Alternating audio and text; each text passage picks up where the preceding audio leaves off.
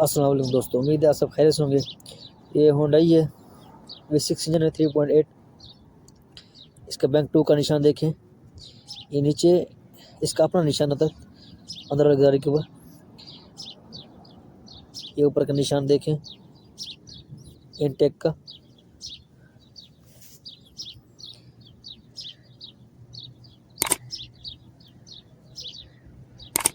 ये हो गया बैंक 1 का।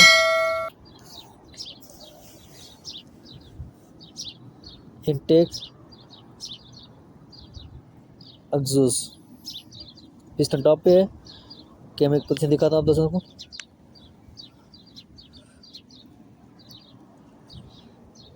ये भी देखें एग्जॉस्ट का। फ्रंट रॉकेट ऑपोजिट है।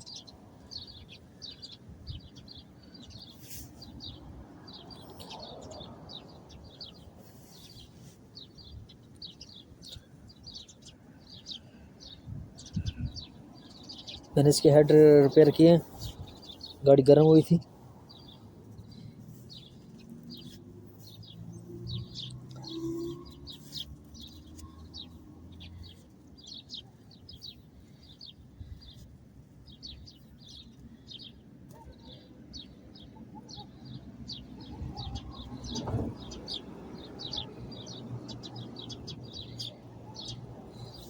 फ्रंट का निशान और है जगह पे, और बैंक 1 का बैंक 2 का और है